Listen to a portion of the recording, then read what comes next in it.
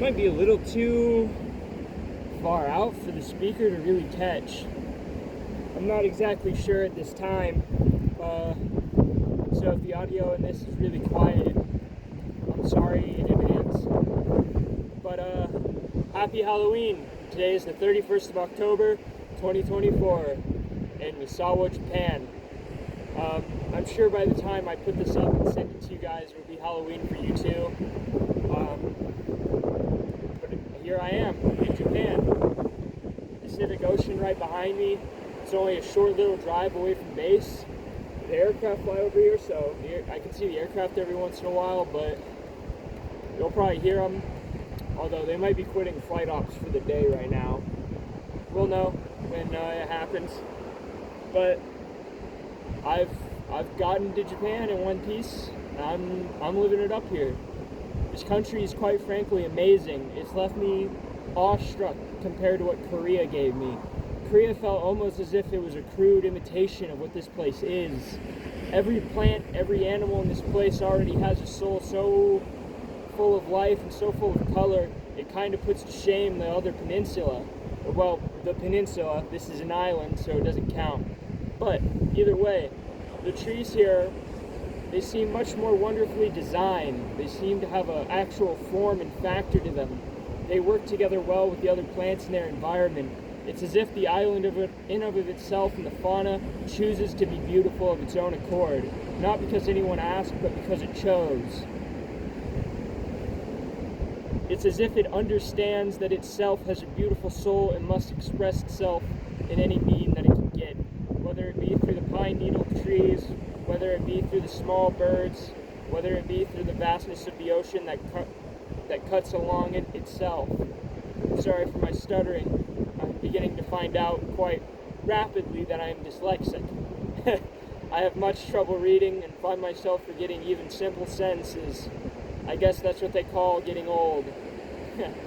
Hard to call myself old at 20, however. Feels a little funny, almost as if a crude imitation of myself and a joke at everyone else's expense, including mine.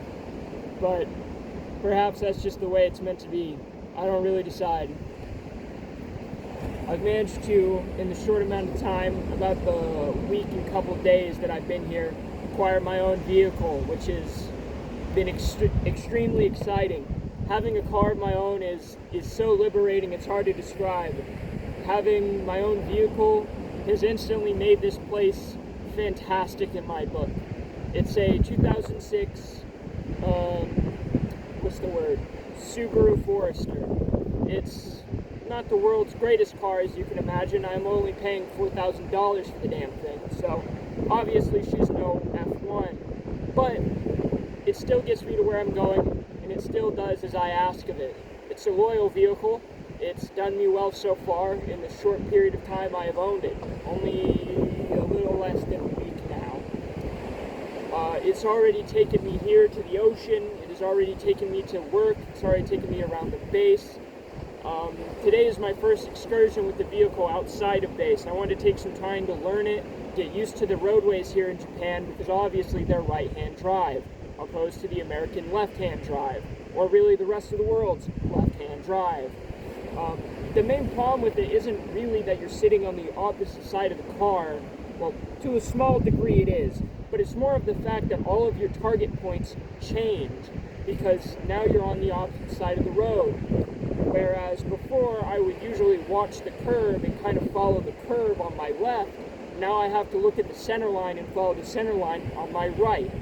I find myself drifting a little bit to the left every time I lose my attention from the road. Say I need to look at my turn, or there's something that's occurring that I want to look at, or something distracts me momentarily. It's very strange because you have to hug the center of the road, but the roads in Japan are extraordinarily thin.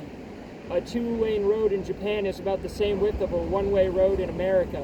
It's quite jarring, but the vehicles make it because they're all small, which you don't really notice because everything else here is a little bit smaller, to the point where it all seems vaguely in proportion. The only real issues I've had with getting accustomed to the new form of driving is just making sure that when I'm thinking about the road and where I need to be, I'm thinking about being on the right-hand side, which is a little strange to say the least.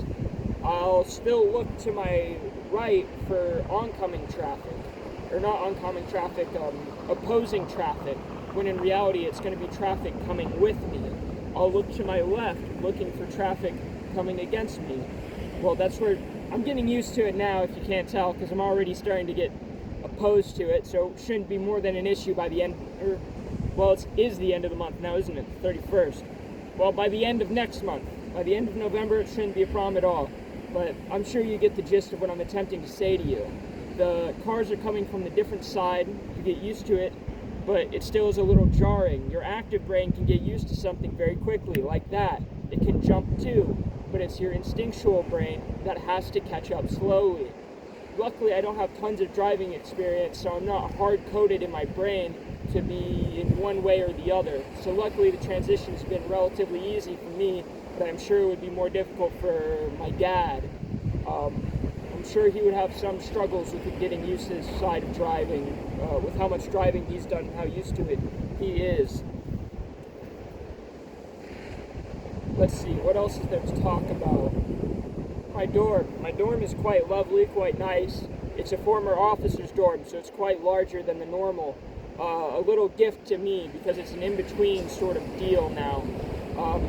A lot of the lower enlisted guys, a lot of the dudes who are fresh into the Air Force, a lot of dudes where this is their first base, a lot of the dudes who kind of are a little less trustworthy get much less desirable dorms and much less desirable living spaces.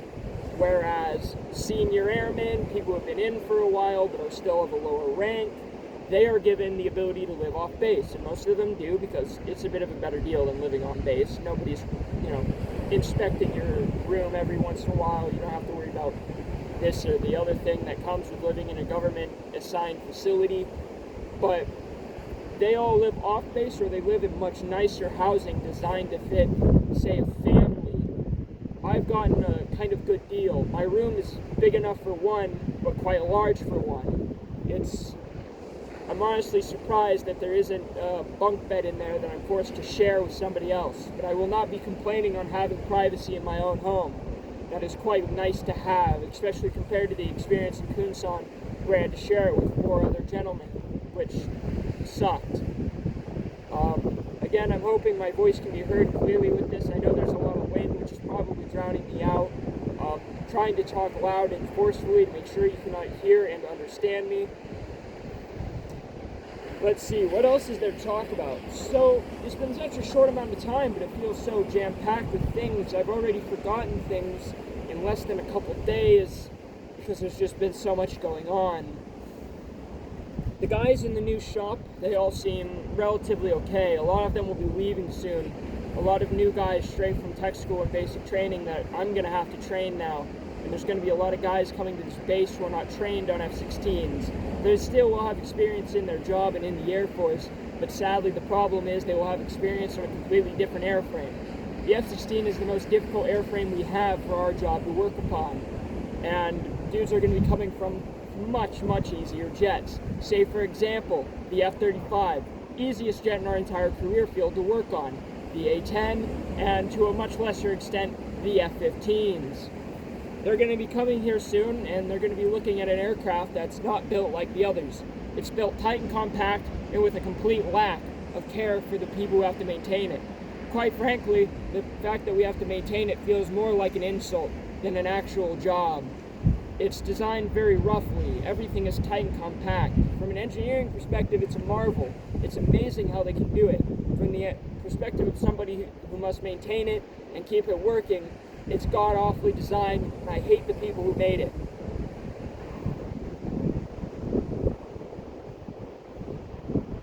But as I'm sure you can see, I'm having a lovely time here in Japan. I will be having many more adventures to tell you about, and many more things to get up to. I'm sure many more of these videos will come out extremely at a much faster pace than compared to Korea. Korea was kind of much more of a day in, day out, nothing's happening.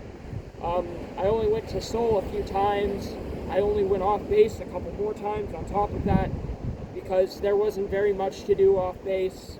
Travel was kind of expensive there, although I haven't been paying for traveling around here much. I've only had to fill my tank of gas once. It was $30, and I basically filled the thing to the brim.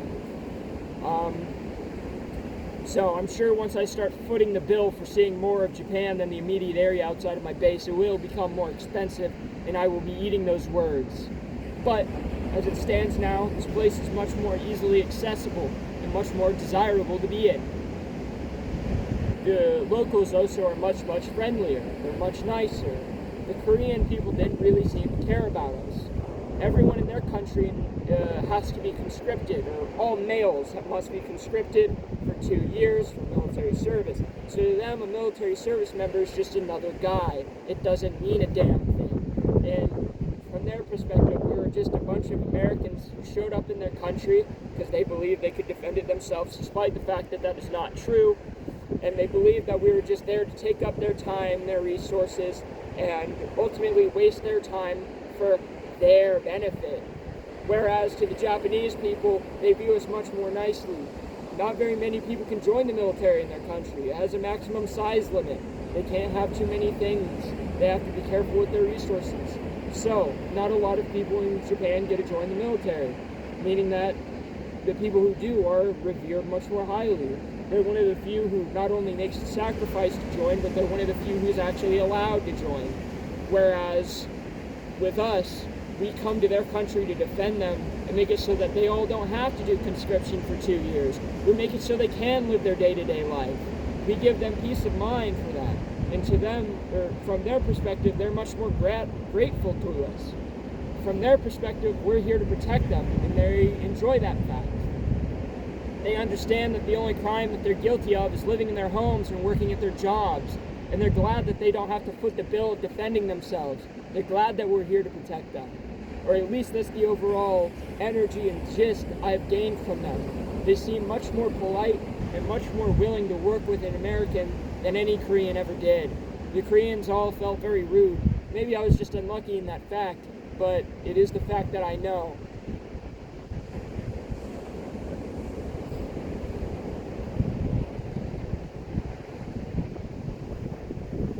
I feel like I should be yammering on more, but all my mind grows to is the fact that the sun is going down and I'd rather not drive in the dark. The sea, although beautiful and amazing, I must leave, and I must return to my dorm. I am quite hungry. So far I've only been eating a diet mostly consisting of defect food and small microwavable foods from the BX. Although I can't very well complain, they are tasty, they're not the worst thing for me, and it does feel a lot better than going out and buying food at the bowling alley every other night. So, ultimately it has been an upgrade from Korea in that fact as well, my diet. I've been taking much better care of myself. I've gotten to the point where, admittedly, it does make me sound like a loser when I say this. I brush my teeth once when I wake up, I brush my teeth once before I go to bed, I eat 3 square meals a day, I shower once a day, I make sure to comb my hair and wash my hair with shampoo and conditioner. I imagine that that's not a very impressive feat. In fact, that should be honestly expected of me, a bare minimum. I really shouldn't be bragging about it, and quite frankly, it should be something expected of me. But the reality is I have failed myself in that aspect over the last year. But I sense that with this coming greatness of care for myself will come for greatness in my life. The small improvements that I will make here incrementally upon myself shall show not only while I am here and in the later stages of my life, but once I return to you all back in the United States. I imagine that you're probably going to meet a Miller who's very different than the Colin who left. Part of me feels like you won't recognize me. Part of me feels like I won't be able to, relate. I won't be able to relate with you anymore. Coming back to you will be most strange, I imagine. I have a sensation that I'm going to feel like a stranger for a long time. Even now in my time speaking to this camera and attempting to connect with you in some small way, no matter how small it is, I already gained the sensation that something has been lost. Once I return to the United States, I'm sure I will find these fears mostly empty But the reality is, I already know in advance that some of them are true, a fact to be proven. I cannot wait to return to the United States, but I will first enjoy and make the most of my time here in Japan. And when I return, you will be most capable of holding me accountable for that. I will return with stories, and I will return most likely with gifts, although don't get your hopes up. I hope you are eager for my return.